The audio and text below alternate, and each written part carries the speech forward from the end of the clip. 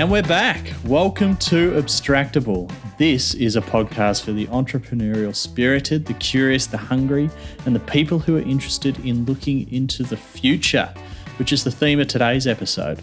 We distill the ideas from the world's best thinkers in business, startups, psychology, sports, music, arts, and many, many more areas. And I guess last episode where we started looking into the future, well, we were talking so much that we had to make it into a two-parter. So, Ryan, tell us what we dive into in this episode. Well, instead of looking back, Lockie, we're now looking forward. So we're looking at the incredible technology and innovation that is already here with us in the everyday. And we also look at what the world holds for us in the coming decade, in particular in health and longevity, logistics and transport, and space, as well as becoming an interplanetary species potentially. So why is all this important? Well, obviously 2020 was a bit of a tumultuous year for most people, but it did also bring some huge glimpses into the innovative abilities of the human being. So, and also the next decade is looking to bring many, many more, and potentially even science fiction, or what we regard as science fiction, becoming the everyday. So don't forget, you can check out full episodes of our show on YouTube, and check out some of our past episodes at our website, abstractable.co. We hope you enjoy the episode. The more interesting news is you turning 30. Yeah, joining the club. Yeah. Joining the club. Welcome. It's a privilege, mate, to be here. And let's see what the next few years hold. The next decade. Well, that is a nice lead in. So you wanted to talk about GameStop. Yeah. So it's been a crazy little while in the market. I don't know when we will actually get to releasing this episode, but I think it's still going to have a lasting impact regardless, because it's basically been this group of, you almost call them like internet cowboys, getting together. Colluding is probably the technical word for it, and trying to take down Wall Street. And so it's this thing under the subreddit, mate. You're the Redditor out of us two, called Wall Street Bets. Mm-hmm. But a subreddit basically being a sub-thread of Reddit, or an area within Reddit. That people have been talking about various stocks, and what I understand is they actually have like a shady history of just doing ludicrous things with money, and getting together and showing each other who's bet what and who's leveraged what, and all kinds of things. And they have this whole like universe, and I do want to read out a couple of the definitions and things, but it's basically been centered around this GameStop stock, which many people have probably heard of by now because it's just been blasted out on all the news media. And there's been a few other stocks kind of caught up in the mix as well. But essentially GameStop is a brick and mortar gaming retailer that was essentially going out of business, and they were getting heavily shorted by Wall Street. And one of the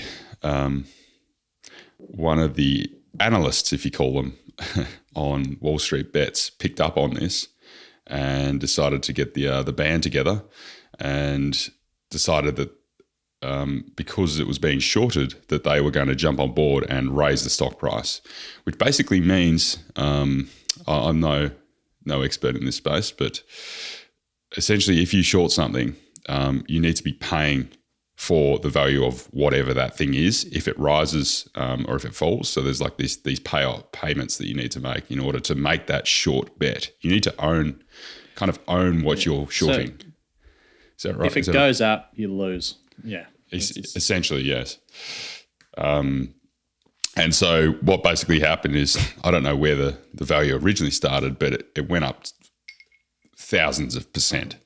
In value with all these people jumping on board. It was something like $5 to $300 was the spike, and essentially sent a huge hedge fund broke, and obviously a huge impact throughout many others. The Black Swan. Black Swan, yeah. Well, what's fascinating about this is, that guy off The Big Short, Michael Burry. He apparently had predicted the same thing that this analyst within Wall Street Bets had predicted.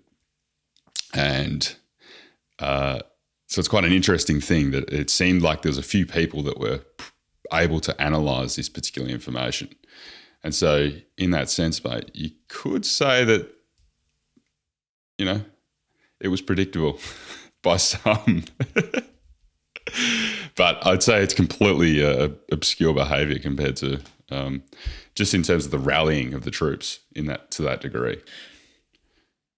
Well, yeah, I mean, you're exposing yourself to a wipeout event if you're that.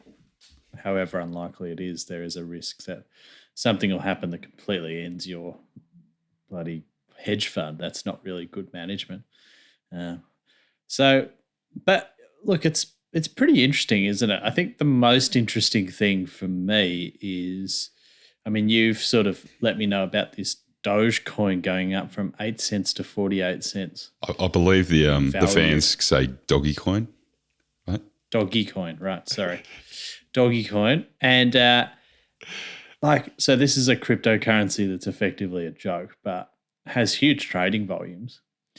So I think the fascinating thing with something like Robinhood and the cryptocurrencies is it's bringing this sort of day trading and currency investment to the masses, So there is because some of this stuff comes off a pretty low base and the amount of people that are now involved in this, there is a really interesting sort of ability to manipulate certain parts of the markets and these kind of retail investors, which Wall Street's always turned their nose up at, has kind of an ability to kind of fight back a little bit. But also there's money to be made probably once they get over being angry for the people who do it every day to kind of read the waves of the volatility that's been caused by these kind of social movements, I guess, for want of a better word. Yes. Maybe in some ways there might have been a brief democratization of the financial markets. But I think it's... Well, only a very, very, very small part of it, I'd say. Yes, but as you say... anything with enough volume they wouldn't be able to affect, I wouldn't have thought. That's exactly right. That might not be true because people say that one of the reasons Tesla shares are staying so high is because people, sort of mum and dad investors like you and me, are buying Tesla because they just love the story, love Elon, think it's going, and all the smart, in inverted commas, money is this is just pumped up too high, but it's actually not being invested in off the fundamentals. It's that people love Tesla and think it's amazing. Yeah. Well, and I think that is something that we'll get onto in this episode too, mate. No doubt. It's probably not the first time that Tesla will be raised in this episode. Warning. So switch off now if you don't like Tesla. But it's, as you say, prior to, I don't know, maybe 10 years ago, something like that, even for retail investors, it was very hard to get into, or a lot more difficult to get into the stock market. You had to basically go through a financial broker, and that's physically go to this financial broker or give them a phone call and with someone that you've already established a relationship with and get them to do the trading for you.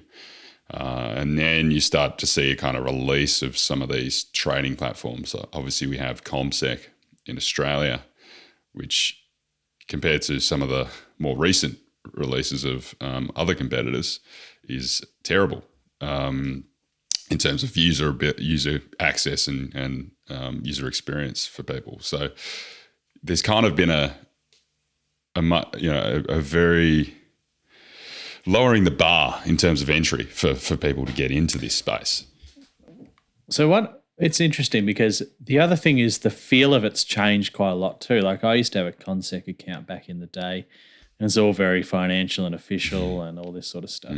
Whereas you and I are using something called Self Wealth, which is can be recommended, which is tethered. It's like a face basically on an ANZ broking account, I think. But it's very, I'd almost call it gamified. Like it's got like a dashboard. It says what's your ranking, how are you going versus others and things like that.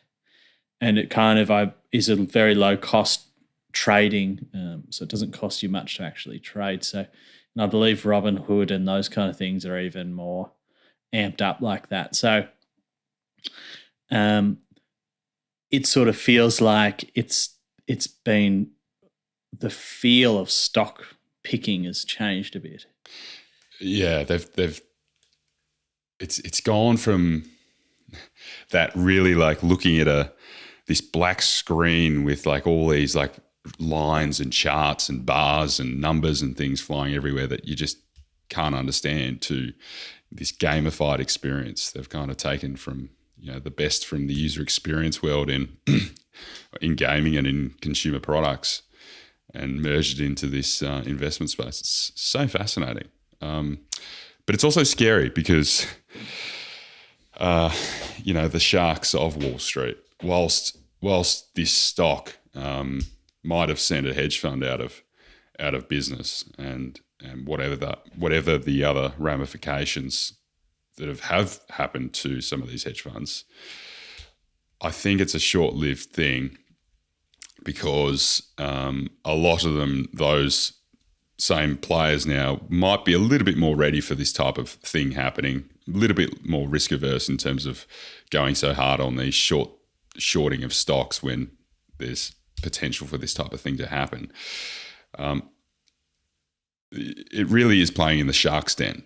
And so the only ones that will typically lose in these situations are very much the retail investors. And there's going to be some people hurt on the GameStop bandwagon, big time. Oh yeah, particularly with the mentality of Wall Street bets. I think it's great that they've done it, but there's going to be some sad outcomes, particularly with this like YOLO attitude that they have, which is one of their definitions of using 100% or more of your capital on a bet. Oh, geez, that's scary.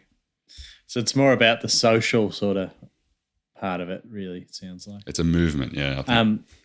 Yeah. It's interesting how politically it kind of wraps up into, you can kind of fit in a few different camps there. There's some interesting things around like, well, are we for regulation or anti-regulation in a space like this? Or this is very interesting, mate, because out of the back of the GameStop etc. saga, you start seeing, some of these heavily anti-regulation financial people coming out of the woodwork saying we need more regulation in here, which is bullshit. They've been kind of caught out, and the ones that are probably the ones usually manipulating things in the market, because no one else, it's like a black box because no one else has an understanding of what's going on. Well, it's probably even worse than that. Although I have to say, it's probably not a good thing that a group of people can get together and say, let's all buy this stock like that, because who's the next group of people to do that? If it's allowed. Now, I think it's like a legal grey area with Reddit for some reason. Like it's in some sort of loophole or something. But, if they can exploit that, so can everyone else. And people with a lot more money would start doing it potentially. But look, let's be honest, it's probably already done behind closed doors. Oh, that's what I mean, you only need to read something like, if you read the book Flash Boys by Michael Lewis, effectively these investment banks are basically betting against their own customers and skimming off the top with these algorithms, and it's just crazy. It's super interesting. So, it's there's a lot of already pretty nefarious stuff going on that's pretty hard to understand for the layman. Well, as you say, mate, behind closed doors, just because something can't happen through a written transactional email or captured on meeting minutes, doesn't mean that it doesn't happen. Exactly. So that was probably a little extra thing about what might happen in the future, but this episode is the follow-on from the first episode, the previous episode about what the hell is going to happen in the next 10 years. Which was one of our abstract chat, because we want to talk about this episode, the future, continue talking about the future. And then we did promise that we were going to briefly talk about ourselves, but keep it brief so that we don't take up too much time. Absolutely. So, I mean, we did preview that we're going to talk about health, vehicles, and space this episode. So let's kick it off with what's happening in the health sphere, because in that book that I read this year about innovation, the name now that escapes me, by Matt Ridley, How Innovation Works, he sort of said that if he were to take a guess, and hey, we don't know, this is just pure speculation here, let's be honest. Nassim would not be happy with us, but nonetheless, we continue to force on and probably listen back in 8 years going, what the hell were we thinking? But he sort of says that if he were to take a guess at the biggest sort of leap forward, if it was electronics in the last maybe 15 to 20 years, it'll be health and biotech. And that's really going to jump forward.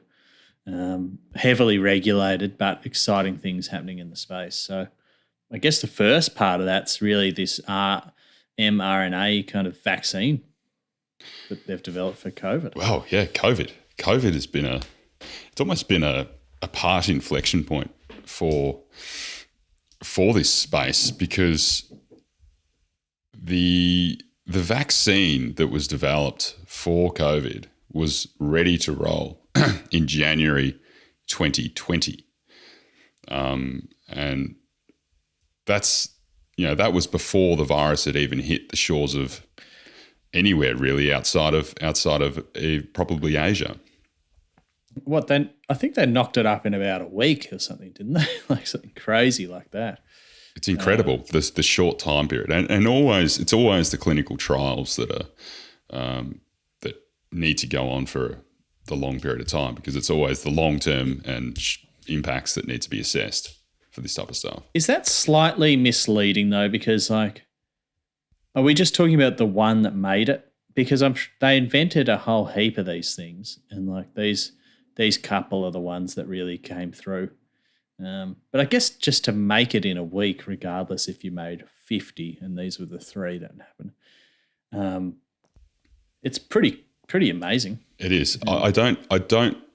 So this mRNA it's a novel method for mass production of vaccines. So my understanding is the COVID vaccine was the first time that this novel method of creating vaccines had been used at such a scale that it had. And so it gives them the ability to very quickly manufacture or come up with design and,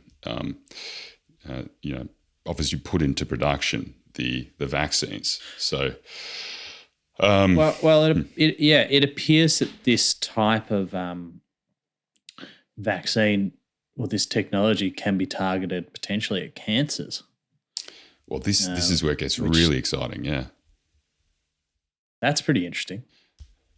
So because of the way it's done, they're essentially like analyzing whatever it's almost like you target the virus or you target the particular cells, and you can kind of develop this almost like an anti to that, whatever it is. And so apparently this same technology can be used for potentially developing like a cancer vaccine, which is strange to think about. And I actually think they've done lab tests on this already, to the extent that they've actually seen cancer cells decrease in size.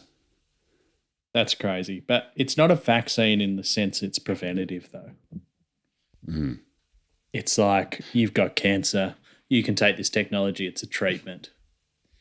That would be sick, though, if you could have it and just, it was like preventative. But it doesn't. But even this, mate, like, instead of having to go through like, you know, rigorous chemo and radiotherapy, you get this essentially a jab in the arm, and this cancer just starts to decrease in size, very targeted towards, as opposed to blasting your entire body full of radiation. Well, that seems to be the way medicine seems to be going more, is that we're now able to really analyze more and more in depth the specific, your body, your proteins, your XYZ. And with the technologies available, we're starting to be able to have much more targeted medicines, which is fascinating. I reckon you've hit on something there, mate. You've really hit on the point. It is becoming more personalised because of the complexity that's involved in our health. Like, just the DNA strand of it just took, you know, all of humanity minus whatever, you know, minus 50 years or something to come up with what was in the DNA strand, you know. Well, I kind of think, I know you do a lot more reading in this space than me, so you're probably just going to blast me for this, but you know, I see, when I see of, you know, there's like 50 different types of diets, and you can have 20 scientists arguing vehemently against one another in favor of things that are almost complete opposites, and pull up their studies and stuff like that. To me, it's just like, we just don't know, because everyone's different. It's so complex that you can kind of find a position for whatever the fuck you think, to be honest. But there are some clear things that are agreed, like, you know, exercise, don't eat McDonald's every day, this sort of stuff. But as you're getting into this sort of optimization, cancer reduction, life extension, sort of the real nuts and bolts of it, I kind of feel like no one actually knows what the hell's going on. Yeah, it certainly seems like that, mate. But we need to be careful with the two worlds of political interest and science coming together here. And we've seen huge movements around the food pyramid. We've seen huge movements around the dairy industry, etc., that have propped up. You can prop up a science. This is the problem with, I think we've discussed this in the past, is like the way that we do some academic research has some deep problems, in that you can potentially create a story around anything, any position. Well, it's like A2 milk. Have you heard of that company? Yes. That's complete bullshit. And my name's Ryan Griffin, and I think A2 milk is bullshit. I love the disclaimer. Allegedly. Because they ran, like, I saw a program on it on the ABC, and then I looked into it a bit more.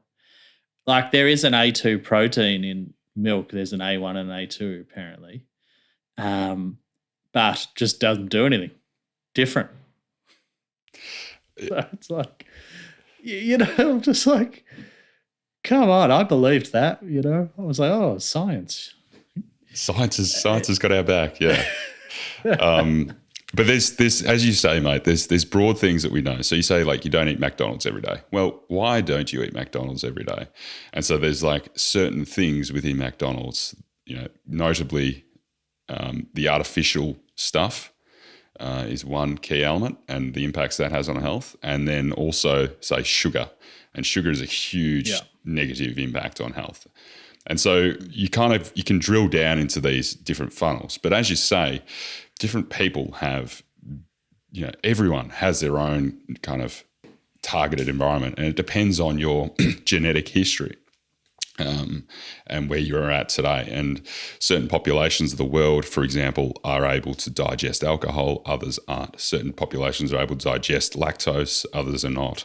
And so it really depends on what kind of population of people you fall within, and then some specific environmental impacts that you've suffered along your life. Like, have you had any major food poisoning, for example? Like if you've had a huge bout of salmonella, that can totally destroy your gut flora, and then you're unable to digest certain other sugars and different things. So, well, see, this is what's so interesting. Like something like gut flora, no one even really knew about that until quite recently, or at least it wasn't well understood nor appreciated its role in health. Is that correct from your? 100%, mate. And it is still a void in terms. It's still a black box. It's like the brain. It's still very much a black box, even though we're starting to find kind of bits and pieces about it. So my theory on the health stuff is that people get stuck. It's so complicated that they get stuck in a certain result or little corner or something, whereas it's a bit like that Taleb's green lumber theory, whereas he had a guy that he worked with that traded green lumber for 50 years or something, and he just knew empirically what the different things meant. He'd done it for so long and learnt from just doing, that he was just a genius at this. And sorry, mate. What green lumber? Like you meaning lumber that hasn't seasoned? Is that what do you?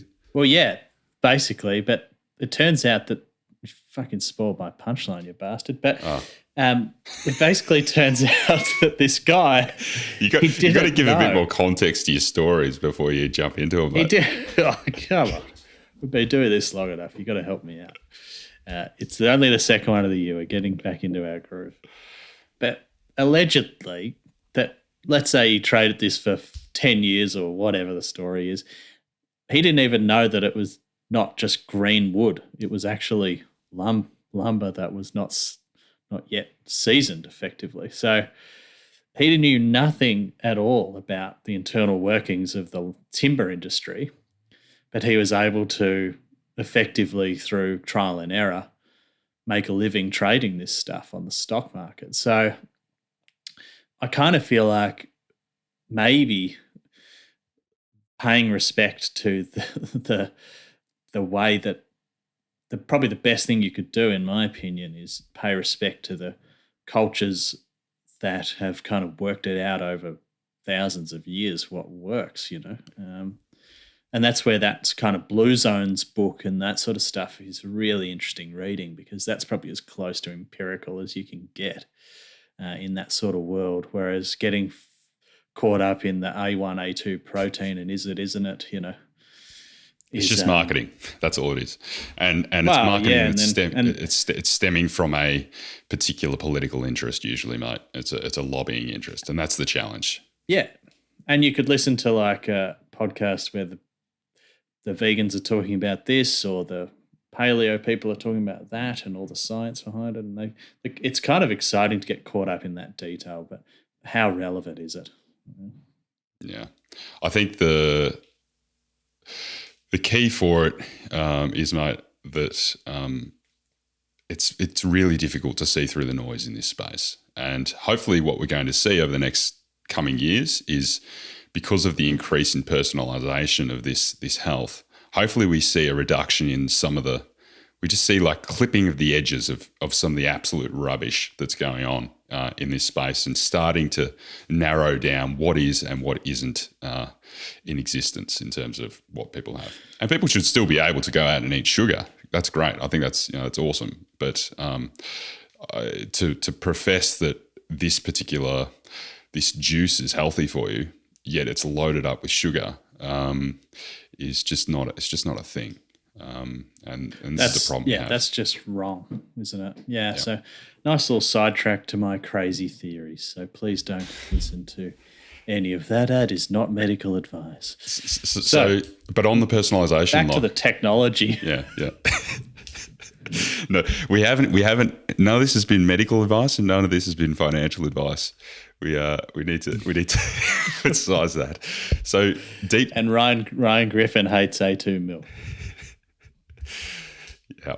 So deep mind, deep mind, Lockie, and printing proteins. What is DeepMind? So DeepMind is Google's big machine learning bot, effectively, which was most famous for winning this chess competition. I think also famous for winning this Go, for the board game Go competition. I think it's the same one. And where we've moved now is into this space of being able to print proteins based around needs and what is required based on a need. So effectively, it's a real a protein chain is incredibly complex, basically, isn't it? Yeah, it is. And this comes back to what we were just talking about before, mate. Health has been very general. It has to be very general. Because it has to be broadly applicable to the public. And so now with this kind of personalization at the analytical front, so the front end, we need to be able to target that for the specific people, for the specific user. But what it means is it's a real kind of pragmatic point for machine learning, because we generally associate machine learning with software companies and social engineering, really, for the likes of Facebook or any of the other big tech giants for studying human personalities and profiles and behavior. Whereas we're really starting to see some bigger, more societally positive impacts coming out of machine learning now. Another example is autonomous vehicles, which is incredible. Yeah, it is absolutely incredible. And that's pretty exciting, isn't it? That's the kind of AI I'm into. Less so the general intelligence sort of future state maybe one day, but this stuff's like actually on the corner, around the corner. It's here. What's here now? It's already here. Yeah. So, but I think that's the interesting thing with the health space is that because the regulatory barriers are necessarily very high, a lot of the technology is here and will kind of hit us in the second half of the 2020s probably that we can see now, which is pretty cool. But yeah, it appears that one day you'll be able to go to the doctors and they'll have your genome, they'll scan you, they'll know all this stuff, and then they'll be able to personalize the medicine to you. Do you think you'll ever be able to like grow an ear or something? Like, how if you get your arm chopped off, we'll be able to grow another one? I don't know the answer to that question, mate. Presumably, we are already growing flesh, lab flesh. So I know that can be done. I don't know about bone, presumably skin, because presumably all this stuff at its core is just a bunch of carbon and hydrogen and other things coming together. So I suppose theoretically it's possible. I don't know. Yeah, I think I guess this stem cell research. It's interesting that there's a lot of sort of ethical hot points with health in general, and I find a lot of the future health stuff quite scary. In the same way that people found blood transfusions terrifying. Imagine you being the first person to try vaccinating. It's like, yeah, cool. Well, you know how we can get rid of the plague? Well, I got a little bit here. Let me just flick the vial and I'll inject it into you. Yeah, it's going to cure you. I'll just inject you with the plague. Great. Just keep that shit away from me. It's necessarily scary. No. I'm just getting me back for the A2 milk. That's fair enough too. It is fair enough. I've heard a lot about CRISPR. Well, this is one of the most controversial spaces that we're going to see over the next decade for sure, which is genetic designer babies, which is, it's like the new pro-anti, or whatever, pro-life space, this will be the next one is not just pro-life, but also pro-designing every single aspect of your new baby, or to a lot of the elements of the new baby. So we're not just talking here like. So this is like your Gattaca dystopia, is it? This is Gattaca is a great example. Movie, by the way, if anyone that hasn't seen it, and there is the first, I believe, 2 designer babies that have officially been born. So it's here. It's already. Oh, really? It's already happening, and this is quite interesting because this is very much playing God without the knowledge, the ubiquitous knowledge of God, if that makes sense. So what's your first gut reaction when you hear about something like that? Totally off. But this is the other thing, mate, is you could argue that we already do some of that general society already does some of this, That's true. We can't marry your sister or that's genetic selecting because that causes abnormalities potentially. There's other things like I guess all the genetic and other testing you can get in when you're having a child. That's exactly right. And that is very much intervention. So if you're checking whether there's a particular disease or whether there's particular, chance of certain things happening, and then you can have some sort of intervention in that process, that is very much in the same space. It's just here with this genetic babies stuff is we're playing with the actual DNA and we're making tweaks to a C or a G or a T or an A or whatever it is in the DNA to do like things like maybe just change the eye color. But then there's more like substantial changes that will start to find their way through. And the challenge that you could do a whole episode on that. That is just it's crazy. But I'm not into it, mate. The impacts are no. Well, do we understand it enough? And I guess for me, it's sort of like that's one of the most beautiful things in life is the random combination of your identity from your genetics, right? But this, mate, this is an inflection point from evolution. It's an inflection point from the path that humanity has followed. It is at the kind of the behest of the minds of the humans. It's not the kind of the evolutionary trail that's followed, and I think this potentially it shifts the course, it shifts the path for humanity, and there's a lot to think about in that space. We don't know where that path leads, but nonetheless, it's coming. So watch out.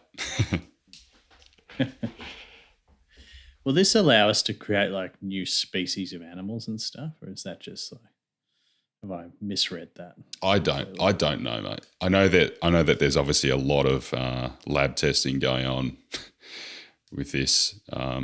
Obviously with mice, and I don't know if there's other animals being tested on and things, but certainly mice are the usual victims in this game, and I'm sure they're experimenting with that type of stuff.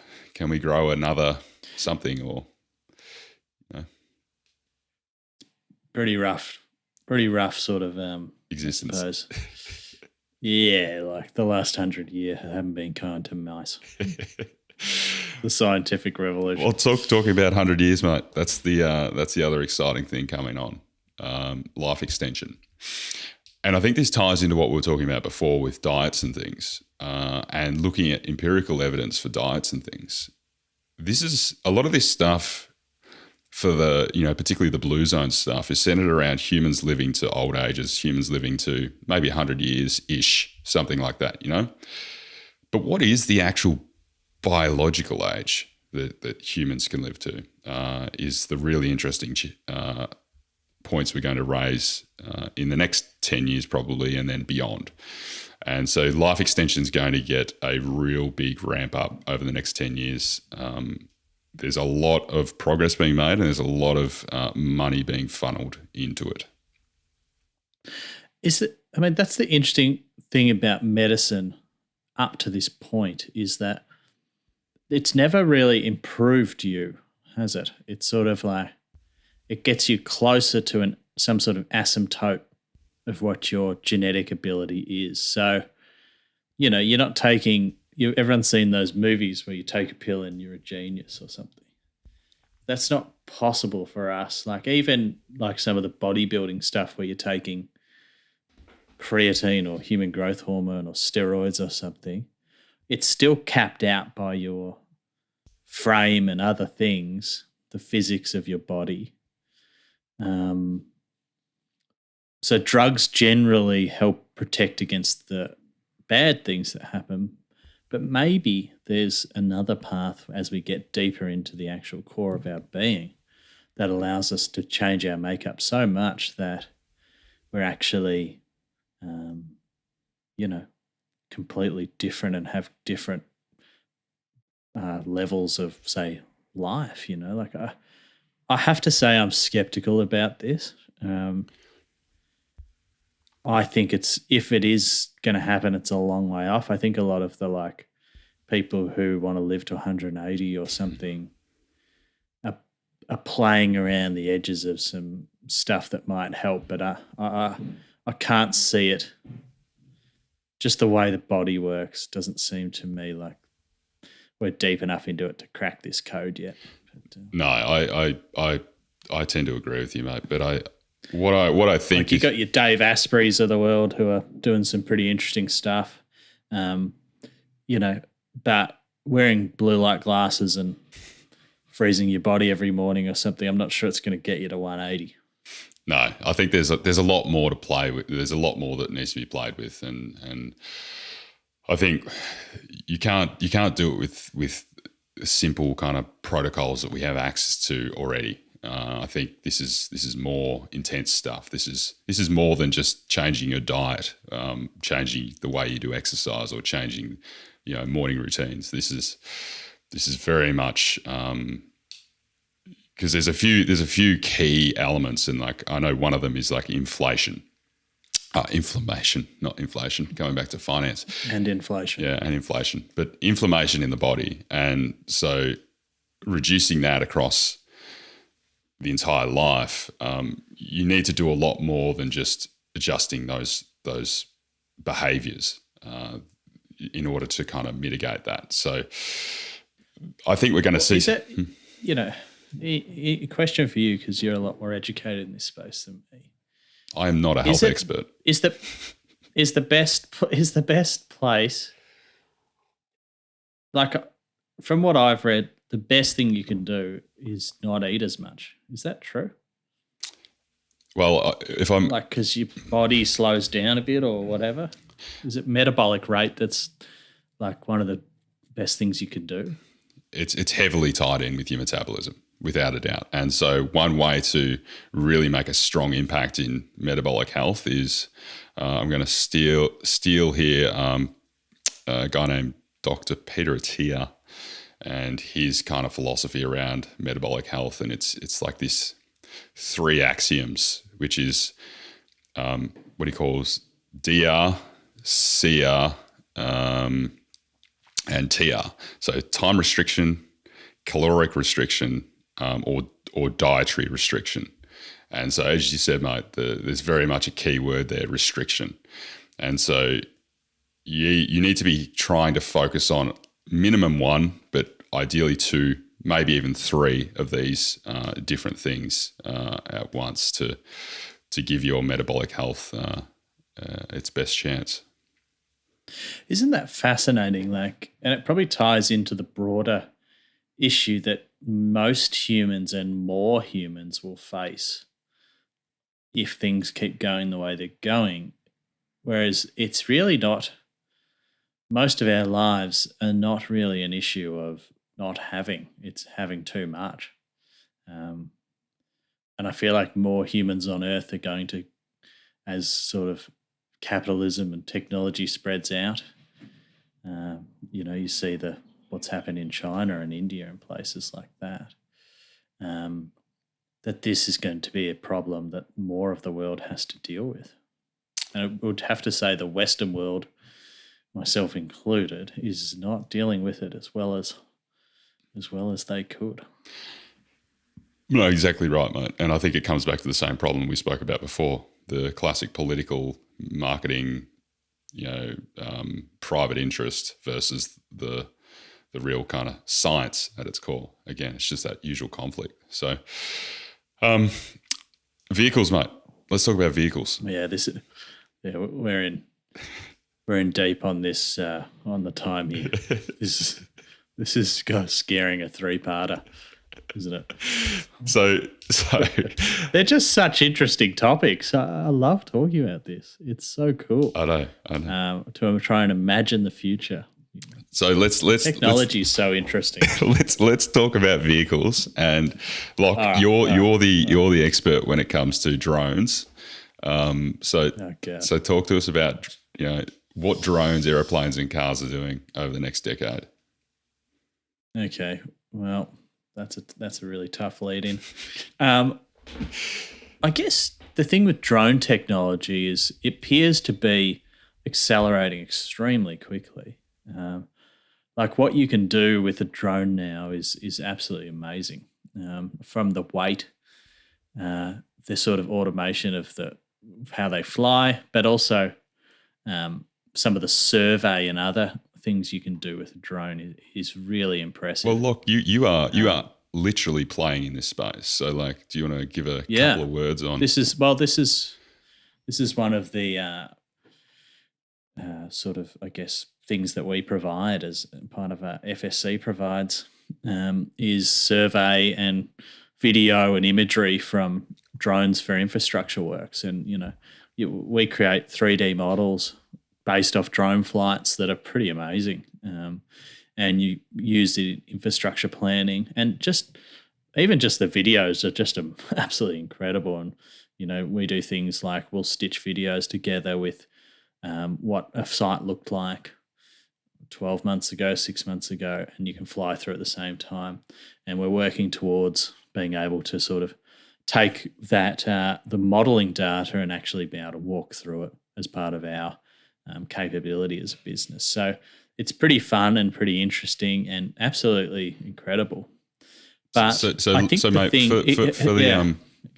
the more layman out there, what's the practical reality of, say, this 3D model? What was previously done, and what can we now do, or what could we do in the future with this 3D model? So effectively now, what you used to have to do was, you wouldn't model it at all in 3D, was probably the first thing. It was all 2D.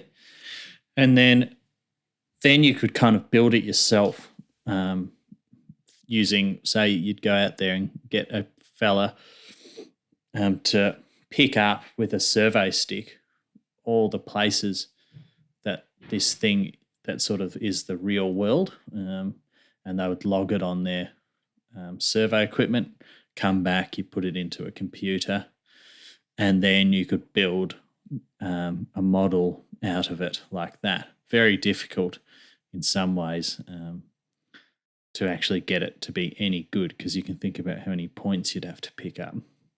Then it kind of moved forward to, you can do scans of stuff from the ground, and now it's sort of, the technology is good enough you can mount that scanner on a drone, or the photos that you take and the videos that you take while you're up in the air, you basically just plug it into the computer and run a piece of software, and it builds a model off the photos and the scan data. So what used to take you a whole heap of time, walking along the ground picking it up, now is relatively quick, and you can do huge areas very quickly. And I guess the way forward is that what can you actually do once you're able to model something really, really well? Well, you can actually sort of, I guess, have it like a bit of a computer game where you could walk around in it or do all those sort of things. And you can see some of that stuff, publicly available now. But the implications for what you might be able to do around in an engineering sense, where you can sort of show things half built, you could show things, how do I get this crane in here to lift this beam up? Is it going to fit? All that sort of space proofing stuff as well. Exactly. Also makes progress claims a lot easier. Yeah. So, but I think that there's obviously huge prospects for actually using that, the drones, for less sort of computer modeling processes and like dropping things off at your house, all that sort of stuff. That seems to me to be a really interesting, and could be done pretty soon, if not already. It's more just like, how do we want to deal with that as a society is a pretty tricky problem. This is already happening. I believe Amazon and maybe another company have already delivered their first parcels via drone. I'll tell you what else has happened. There was a bloke that flew his drone to Bunnings to get us, and it said on it, 1 sausage. And so he actually got a Bunnings sausage put into the drone. Did he pay for it? I hope he fucking paid for it. Hopefully there was $1 there or something, but it was a big deal because he got in trouble for doing it. So. Which well, this is the thing is fly zones, mate. There's a huge regulatory problem with this type of stuff that needs to be tackled. So, and it's not just, I think the crux of this particular, transport and logistics space is that over the next decade, if you are involved in the physical delivery or the physical kind of driving on behalf of, that is going to be a space that's very disrupted. We're going to see a lot less posties running around in 10 years' time, I think, is a fair forecast. Yeah, that's almost certainly true. But yeah, look, there's a lot of flight restrictions. We have to have a license to do it, and you have to let people know when you've got it up in the air and you can't fly close to airports and things like that. So there are a lot of needed regulations because you don't want a plane coming out of the sky. The other part of the drone technology, I guess, is like, will you be able to get an Uber that's a little aeroplane or drone that you jump in, it flies you to work? Now, this one is I'm super skeptical about, because the noise that a small drone puts out is very loud. So I don't think this is really practical. I think things driving on the ground, once autonomous vehicles come in, are just going to be so much more efficient for traffic flow that no one will do this because it's just more expensive and loud. Yeah, I wonder whether this might just become a replacement for helicopters, and the same clientele that use helicopters now is my hunch. Yeah. No, that is a good hunch. What about other planes? Like, there's a bit of talk around actually speeding up planes again, going back to sort of the Concorde style, supersonics. Yeah, I don't know a great deal about this, but the resumption of supersonic flight is certainly being looked into. I think it's great. I love that is happening. I just I'm not kind of bullish on it, if you will, because of, I think, what else is happening in the space race. And I think that, the advantages that you get from doing this supersonic flight are kind of overtaken by a lot of the stuff happening in space. Probably the more interesting discussion around aviation is what's going to happen with the fuel. Because it's incredibly polluting to fly planes around everywhere. So how are they going to solve that issue given the need for, the raw power that a jet engine needs? I don't know the answer to that, but that's going to be fascinating. Yeah, I believe, it's been tried and tested with what we're able to draw from a battery, and it's just nowhere near what it needs to produce in terms of that raw immediate power. But I think maybe there's promise in hydrogen, although don't quote me on that. And so hydrogen potentially might be a more positive thing going for that industry if they can make it work. Yeah, really interesting. It's a big prize for whoever can fix that. So 2021 is meant to be the year of autonomous vehicles or full self-driving, FSD as they call it, vehicles, right. Which is. So we're getting to the really interesting stuff now.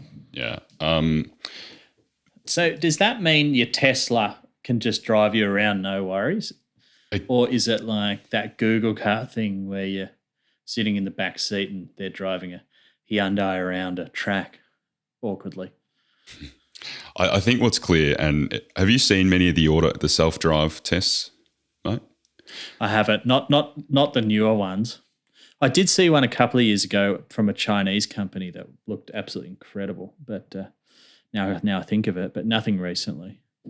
So some of them now are very, very good. They're all but there, but this is the challenge again, similar to the drone delivery space, is I think the regulations going to be a real challenge, and I don't know if this decade is going to see, even if we get full self-driving sorted out this year, I don't know about this decade being, by the end of this decade, you seeing cars driving around without someone sitting in the driver's seat. Even if the car is fully self-driving, there's going to be a strong bond that needs to be broken between the person sitting in the driver's seat versus not. Maybe they might be able to have some rotating seats so that the driver can face around in certain highway conditions or something like that, and talk to the rest of the car that's sitting there type thing. But I think that's transition period's fascinating, isn't it? It is. Because once you got self-driving cars ubiquitously, a lot of the road network's built for humans. So, and to build in the issues that come from humans operating a car. So something like a freeway where there's a barrier straight down the middle of it, and it's designed to have the maximum sort of, I guess, flow. It's designed for the maximum flow in both directions. Well, you don't need that anymore because all the cars just talk to each other and they automatically sort out how much is coming in either direction to optimize. So in the morning, there's 12 lanes going into the city and one out, and automatically in the afternoon, it's the opposite. The gaps between cars can be tiny. You probably don't need a lot of traffic lights, if any. Traffic lights might become a thing of the past. The whole functionality of intersections changes. I mean, it would change our lived landscape in cities dramatically. It also enforces the need for network security. And so we're going to see a concurrent rise in cyber war. The world is already very much enthralled in cyber war. It's constantly going on between different states. This very much this game of cat and mouse. And I think this emphasizes the need, because one of the great challenges, and this is one of the huge regulatory hurdles for exactly what we're talking about here, is as you start to optimize like the travel distance and the use of different infrastructure to control very human needs in driving, as you become less reliant on the person at the wheel, then what happens if that car potentially has some sort of security breach, or the network has a security breach, or some sort of issue happens? And it's just a huge consideration moving forward, and something that needs to be essentially rock solid.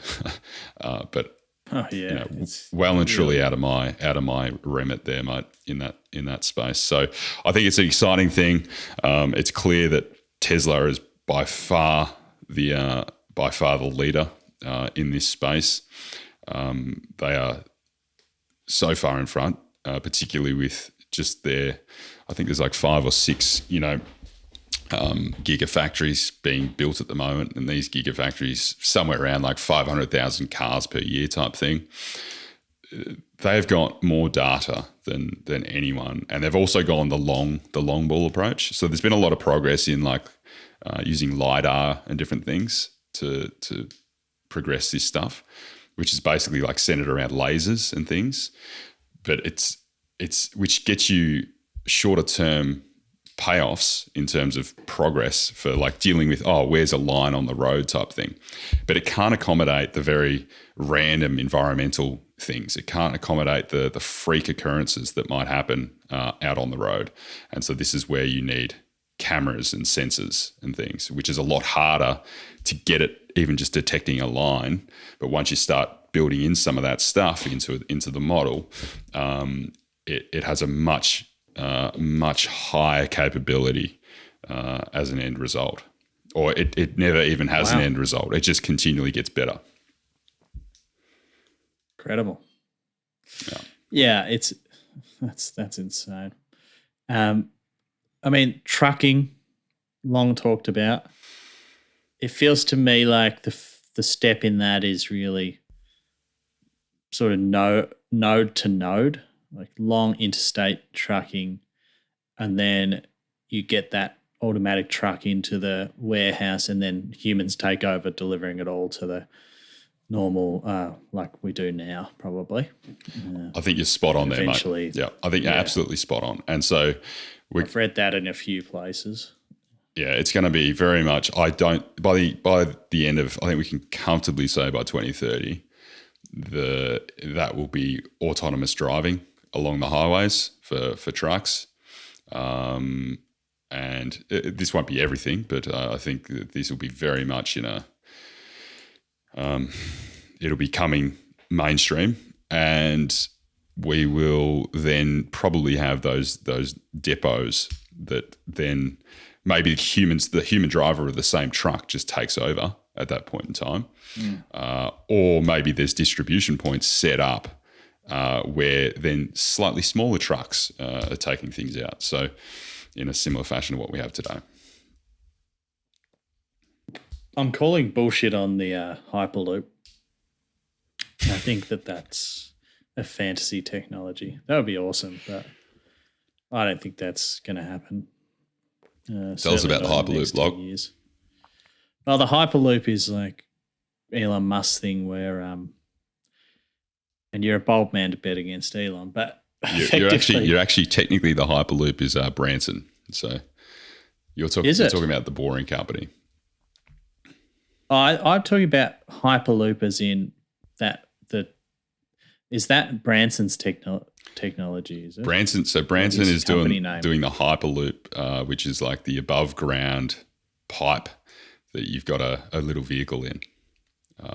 Okay, because I thought that was just the overarching name for that technology, where it's like a vacuum sort of, and it just zips you around the country. This is the first time I was like, Elon Musk is awesome, because he came out and said, why are we building a train from like Las Vegas to Los Angeles or whatever it was? That's like a 100-year-old technology, and it's going to cost us heaps of money. That's slower, that than anything in Japan and all these things. Well, why don't we look at this hyperloop idea? And it's effectively sort of this it basically is to create a frictionless vehicle that just shoots through this tube of some description and takes you wherever you want to go incredibly quickly. I also don't but that technology seems to be very, very, very hard to make and a long, long, long way off. So, what I don't really understand is like, okay, what's the deal with all these tunnels he's trying to make? Like tunnels are really expensive and very, very hard to make. What's the payoff in that? Yeah, without looking at the volumes and things, mate, because this is the classic problem that you have with highway transport is that eventually there's a bottleneck. And supposedly what the idea with this transport system is that you can accommodate some of the bottleneck that happens on highways. I don't know. To me, it seems like it might be a if you can pay for it thing again. Oh, yeah. You know? Yeah. Which I don't like. But we'll see. It's going to happen. It's going to happen. So it's just a matter of how prevalent it becomes throughout society and how much of a good outcome it is. I'm willing to like he's a pretty visionary guy. I'm willing to kind of get on board with maybe this tunnel idea is a good one if I can read up on it a bit more. But yeah, I think the Hyperloop's a bit of classic spin. Love it. So talk about space then, mate, if you don't want to spin too far into orbit. Okay. Well, yeah, I mean, this is the final frontier, as they say. I mean, it's just there's so much going to happen in this space. It is just so the economics of space are changing considerably, and I think that like this is something else that's like a real tell of things are going to, in my opinion, that things are going to change very quickly. Is like something like where AGL, who's an energy company in Australia, I'm assuming they're international, where they come out and say, we're going to be carbon neutral by 50-50, and they're basically a company is a fossil fuel company. Mm. So if they're saying that, then the economics are swinging. They're not saying that like they say on the ads because they love the planet. Yep. They've done their long-term strategy and said, well, look, coal's going to be too expensive and this technology is accelerating, and so we need to be ready for the green revolution. So we're positioning ourselves there now. That is just, in my opinion, a very good sign for the climate when companies like that are saying that, because it means the economics of climate change might be swinging in the right direction. And when that happens, things change very quickly. The same thing's happening with the cars. I think General Motors came out and said their whole fleet will be electric by a certain date, not too far into the future. I can't remember the exact date, but that's the same thing. That they've seen the writing on the wall, because these companies don't change out of the goodness of their heart, and that means everything will change very fast once they change. That is exactly right. Now, go on, sorry. And you're seeing that at state level too, like as you know, China jumping on board the climate bandwagon. When going back just a few years ago, they were talking that they're not interested in tackling something like this. It's just not something they're discussing. And now all of a sudden they've got, you know, very bold targets starting to come out, which is the shift is happening. It's just a matter of, is it happening fast enough? Yeah. Are we too late? Now, space, driven by our man Musk, effectively the cost of getting into space has dropped and will continue to drop, and that seems to be the driver for all else. Ryan, tell us about it. So, It's your area. You love it. This blew my mind. Just the cost and the cost difference of where we're heading, and where we're already at. So, this is SpaceX again. Again, SpaceX is just so far in front of second place in this space, and but what they're doing is quite incredible. So originally, or traditionally, the flights that have been sent up by the governmental defense agencies around the world, something around the order of like $65,000 per kilogram. So if you do the maths on that, and I hope I've actually got this. Hope I've actually got this right. Is the Apollo 11 was somewhere around the order of like 3 tons in mass, and so that's like $195 million dollars per kilo. For sending that thing up into this low Earth orbit. Whereas today with the Falcon 9, it's now at 2,600 per kilogram. So this is insane, just how far that has dropped in terms of overall thing. It's looking to go further, a lot further. So that was the Falcon 9, which I now believe has been like decommissioned because it was just a test type thing. Because the real heavyweight here is what's known as the Starship.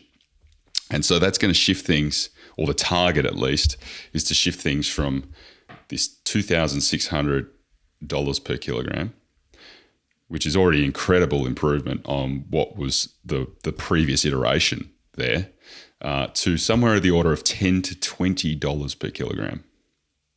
Wow.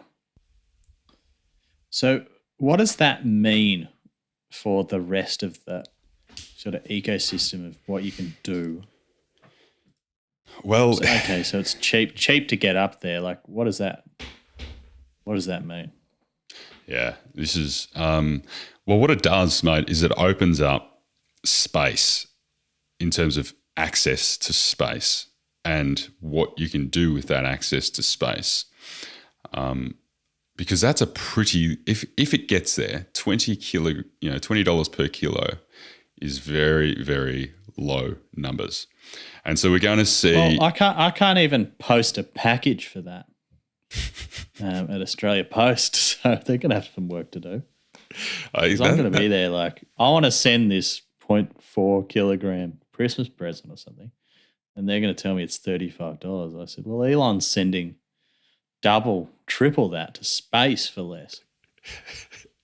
But mate, I want to move country, so I need to take all of my shit overseas. You might have a couple of 100 kilos of luggage that you want to ship from one side of the world to the other. That I think we're going to see some of that happening. But this is very much looking after ourselves. I think what we're going to see is on a commercial level and an industrial level, space open up. And so one of the very a very obvious win is obviously transport. So transport per people. So low or Earth orbit transport from one side of the world to the other side of the world, which is why I'm a little bit reserved when it comes to this supersonic transport coming out, because I just think that they're playing in a space that's not going to keep up with space. Now, is there an equivalency here between like the Endeavour with Captain Cook and sailing over to Australia, the Beagle heading out, on Darwin's trip, and these kind of grand adventures where there were sort of these notable events, expeditions, to like commercial air flights. This is It feels like something like that. Like there'll just be rockets heading up all the time. new frontiers, mate. You are absolutely spot on. New frontiers are being opened up here, and other than the deep ocean, there's very little of Earth that hasn't been explored. It hasn't been mapped, that we don't know everything about. Almost now that Google hasn't been to and taken a photo of, so you can go there and have a look at it if you want. The surface of the Earth. Yeah, exactly. And so this kind of really scales things out quite a lot. And the obvious goal here is interplanetary travel for someone like Musk, but supposedly that's the target by 2030 is having some people at Mars or on their way to Mars. I don't know. It's just not that long away, is it? That's crazy. It's a lot to do in that time. Yeah. It's a suicide mission for whoever goes. Right. Yeah, I was going to just say I'm not interested in going, but yeah, I think you're right. There's going to be a... Would you, do you think by the time we get... I've asked some people this. Do you think we'll be able to go, you and I will be able to go into space? I hope so. I hope that we can do this low Earth orbit stuff on a commercial level, in the coming couple of decades. I'd love to partake in that. Me too. I'd be well into that. Yeah. But I think before that happens, right, and I think this is a reality of the next decade, is this nanosats going up, which are just a fancy word for little satellites going up into this low Earth orbit. And one of the first applications we're going to see for this is Starlink. Again, this is part of the SpaceX Musk enterprise, which is, and they have released initial working prototypes of this to a few different regions in the world as like an alpha release, if you will, and essentially providing global internet access at like around the 100 megabytes per second rate is supposedly what they're talking about at this point in time. So Starlink's effectively going to be like 1,000 satellites floating around the Earth in this low Earth orbit. Very lucrative business too.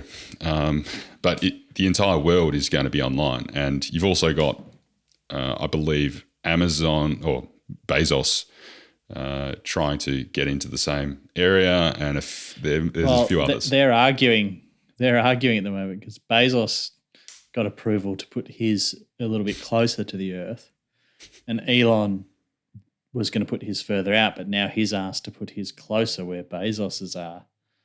And Amazon's saying, well, this is going to interfere with what we're doing, So they're the titans. They're the new railway titans, fighting it out. And we're going to see regulation pick up in this area as well, because really, prior to this, it was you can do whatever you want. If you can get into space, you can do as you please. Good on you. What do you reckon about pollution in space? Because it's a bit like in the 19 whatevers where it felt like the Earth was so big it didn't really matter. You just throw about environmentalism or whatever. Now the Earth's we're kind of running out of Earth and we're killing it. So we're like, oh shit, we better actually recycle and try and use the most of the stuff we've got. I mean, I'm not sure that applies to space. That is such an interesting perspective, mate, because it's like you have the green rockets on for getting out of Earth, and then as soon as you're out of Earth, you switch over to the good old days. Yeah. You just do whatever. You just throw this, just if you're sick of that satellite, you just give it a little nudge and off it goes out into the universe somewhere else. Well, we already do that. There is already space rubbish. I think it's pretty expensive exercise, but I believe, although it's going to be a lot cheaper. And I do wonder whether maybe we might start dumping a few more things in space, which is a bit scary. Maybe we should just instead of landfills, $10 a kilo, bang. Just throw it out there.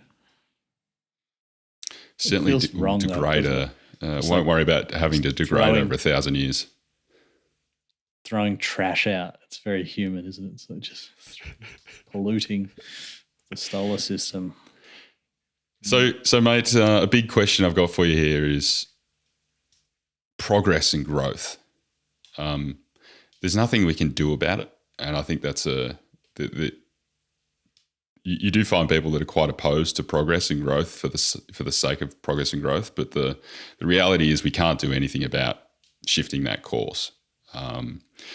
It's going to happen no matter what we do. Someone will progress it, or a certain state will progress it regardless of what everyone else is doing. So it's going to happen, and so we're better off to embrace it rather than oppose it at every nook and cranny. So I wonder, mate, can you forecast out maybe not just 10 years, but maybe beyond? Where do you think this leads us? Where do you think this leads humanity? Where do you think this leads the way we know life? That's a really hard question. I guess progress is inevitable. It just depends off what base you're going to have that progress. Like if we have a nuclear war and we reduce everything to rubble, we're back in the Stone Age, then we're going to be starting again. The only reason that we're at where we're at is because we've got this cumulative knowledge that we've managed to store and share and build upon. If we destroy that somehow, then we're all in trouble. I don't even know how to make almost anything in my life. So it's about this system that we kind of have together.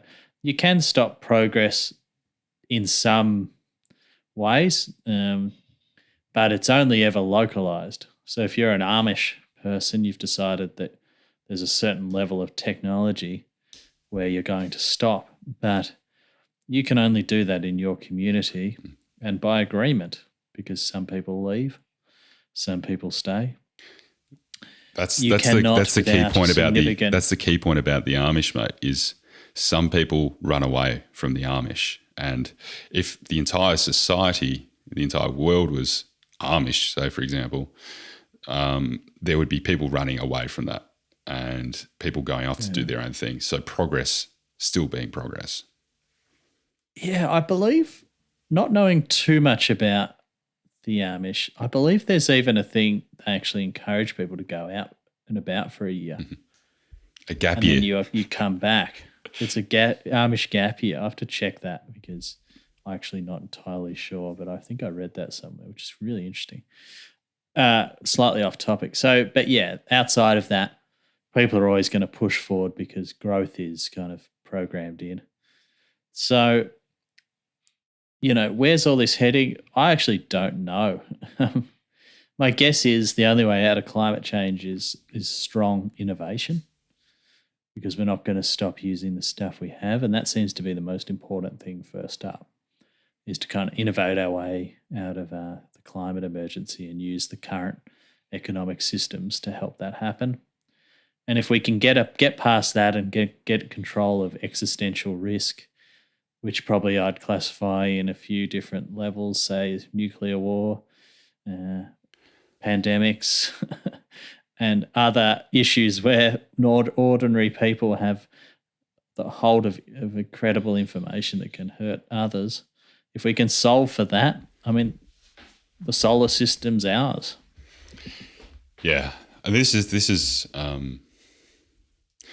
you touched on like nuclear proliferation, and I think this is like it's a sleeping beast, this nuclear proliferation thing, and the reason for that is it's only a matter of time before you can build a fucking nuclear generator in your backyard, like a nuclear reactor in your backyard, and that's quite scary.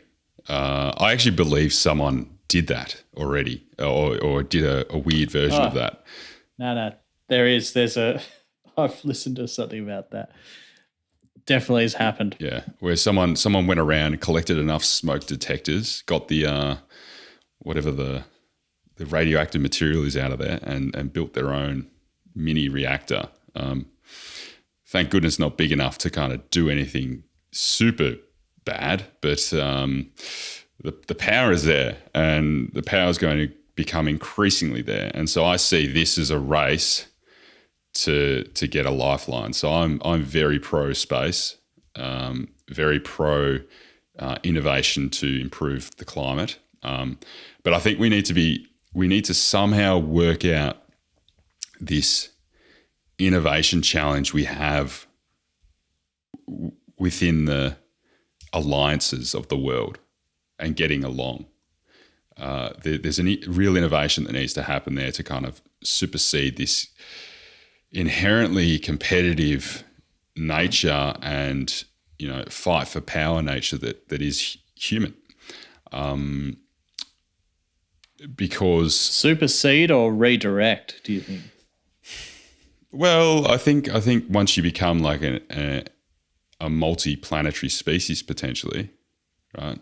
Which is what we're talking about trying to do in the coming decades, then you start to move into this weird kind of Star Trek-y, Star Wars-y space, and it's not, the countries of Earth that need to kind of be at war with one another and be racing against one another. It's Earth needs to be for Earth, See, this is a really interesting idea that I hadn't really thought about till you brought that up, is that maybe your group is actually defined by your enemy or the other, and you're right, is if there's Mars, maybe it brings us all together a bit more and we're more like states of Earth instead of countries, because the whole gets bigger and you can categorize yourself differently.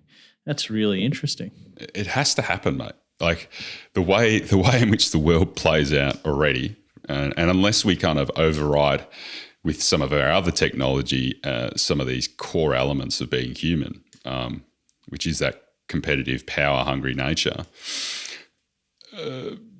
this has to be the where it leads. And so we need and there's no better way to kind of get people in unison than a common enemy, or as you say, the other side. Well, perhaps maybe that's one of the positives if they find aliens.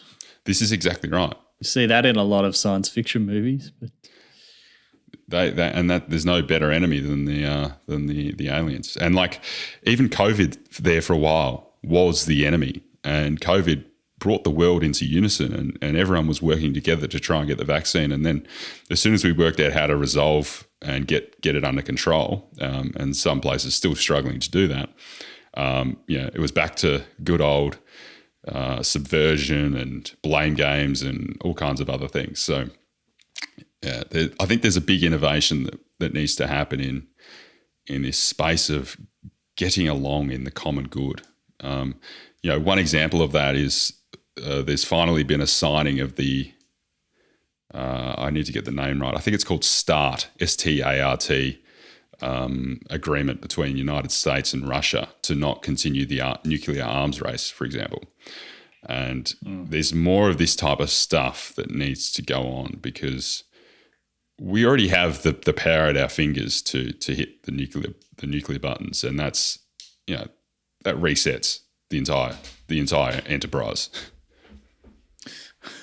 Yeah, which is crazy. Okay.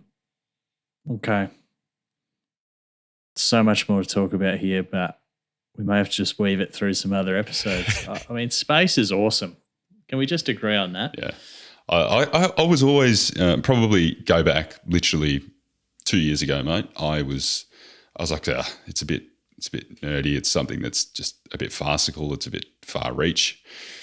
I've come full 180 on that now. I'm very behind it.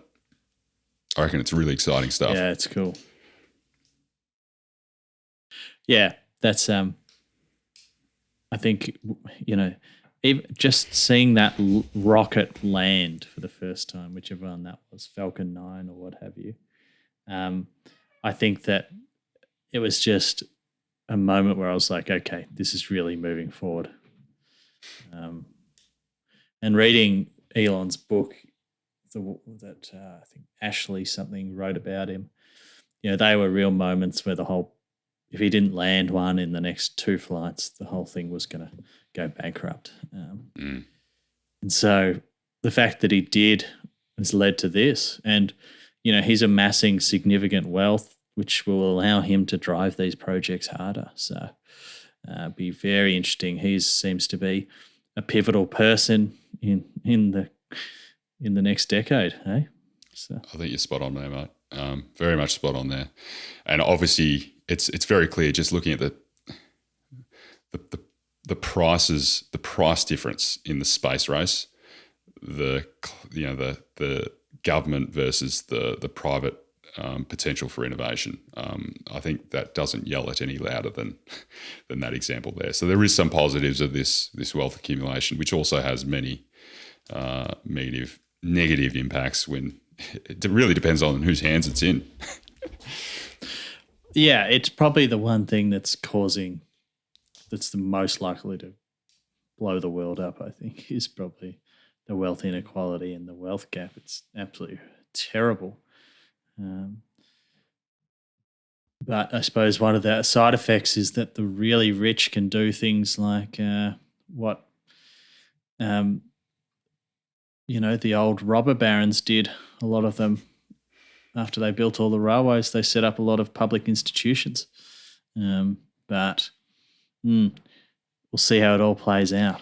Lastly for you, Rumspringa is the Amish gap year. So there you go. There you go, mate. I love it. You found it. Yeah. We did make a promise, mate. What is on for you? We've done some forecasting as well for society, but we did promise a touch on ourselves. What is on for you this year? Well, in a post-COVID world, I want to be working more from home, but not every day. So I've promised at least a day a week, but hopefully it's maybe 1 to 2. I want to try to turn my head to,